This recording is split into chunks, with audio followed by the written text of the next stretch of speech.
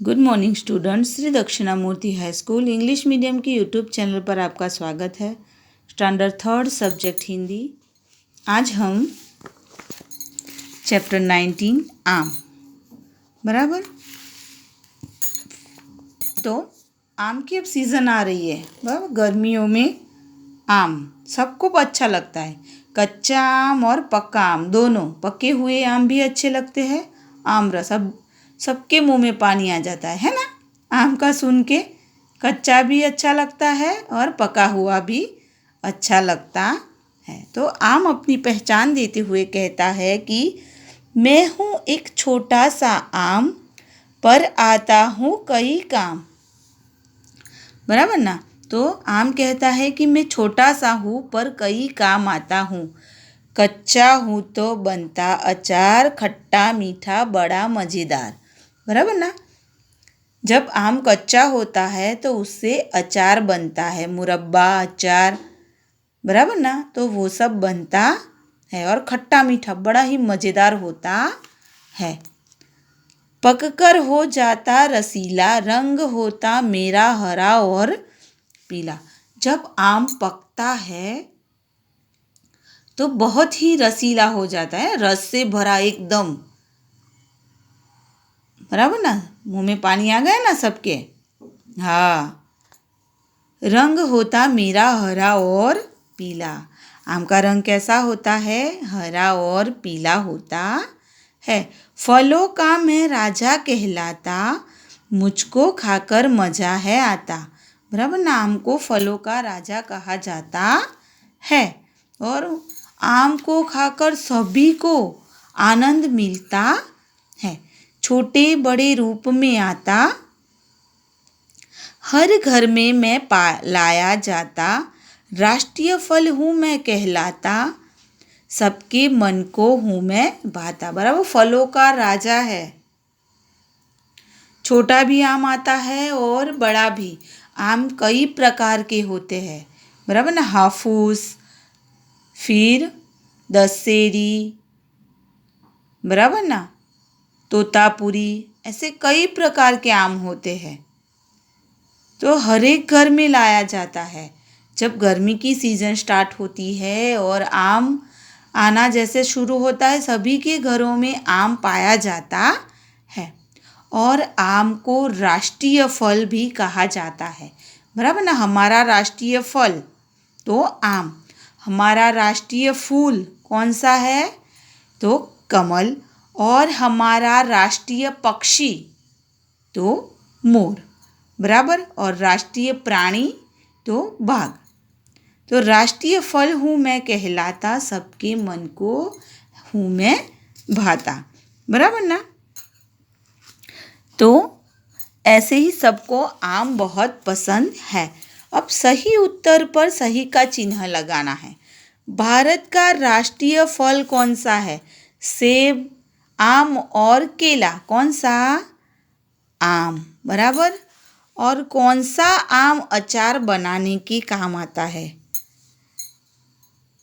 कच्चा, पक्का या पका हुआ कोई भी आम, लेकिन कच्चा आम जो है वो अचार बनाने के काम आता है, बराबर। ये आपको, ये जो आइए कुछ करे, तो आपको आम का जो है पन्ना कैसे बनते हैं वो आपको यहाँ पे रेसिपी उसकी दी गई है। तो आप अपनी मम्मी की मदद से, जब भी आम आए आपके घर कच्चे, तो आप अपनी मम्मी की मदद से ये बनाना।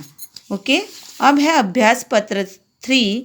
तो अभ्यास पत्र आपको अपनी आप सॉल्व करना है, बराबर ना। ये सब मैंने सिखाया हुआ है आपको, तो आपको ये अभ्यास पत्र अपने आप सॉल्व करना है। अब है चैप्टर 20, कौन हारा कौन जीता, बराबर।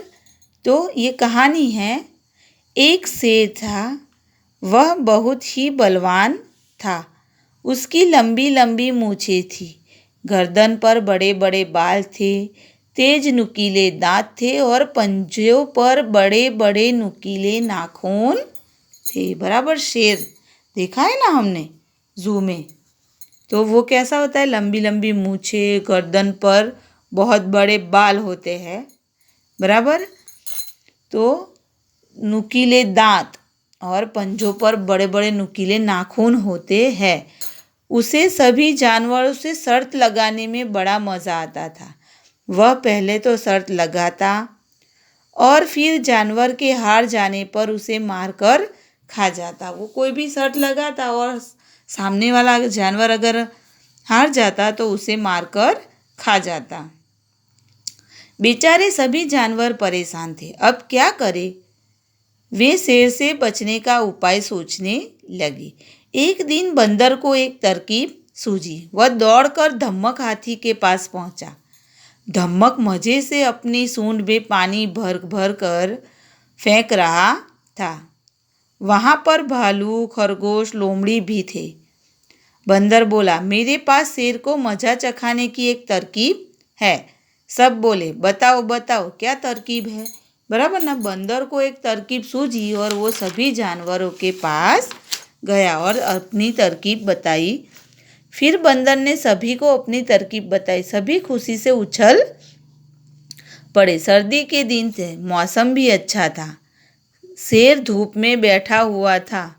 बंदर ने बहुत से कंकड़ पत्थर इकट्ठे किए और पेड़ पर चढ़कर शेर को मारने लगा। बराबर ना। बंदर ने क्या किया, शेर जब बैठा था ना तो छोटे छोटे पत्थर कंकड़ शेर को मारने लगा।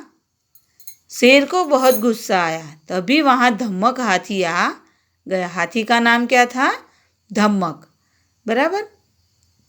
शेर बोला, धम्मक आज तो तुम्हें मेरे साथ शर्त लगानी होगी। धम्मक बोला, कैसी शर्त?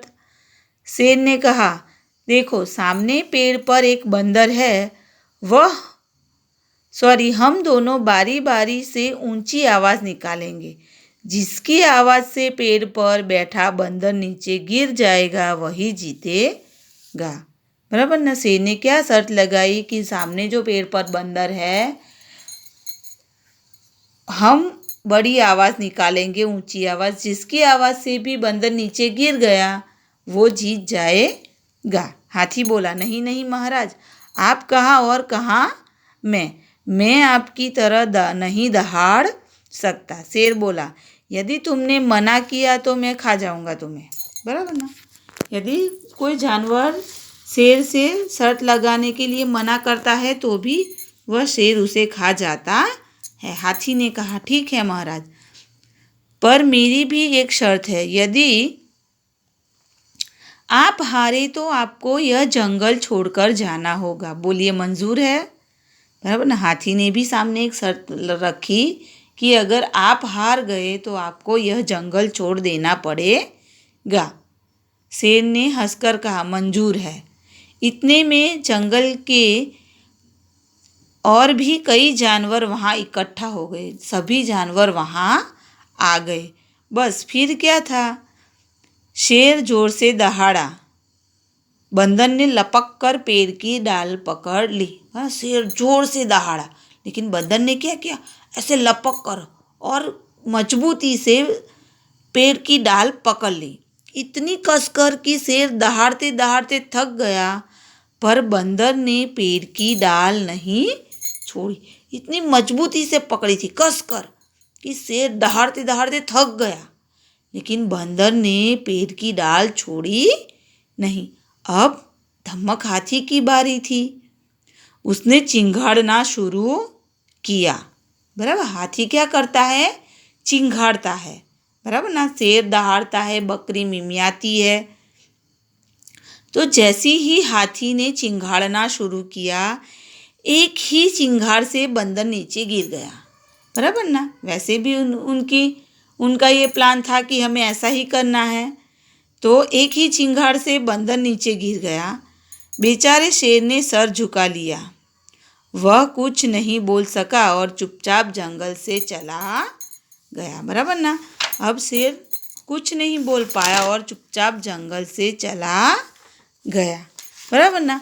मैं आपको इन क्वेश्चन और आंसर की जो है वो पिक भेजूंगी, तो आप अपनी नोटबुक में इसे लिख लेना। बराबर। ये आपका होमवर्क होगा। Okay, thank you.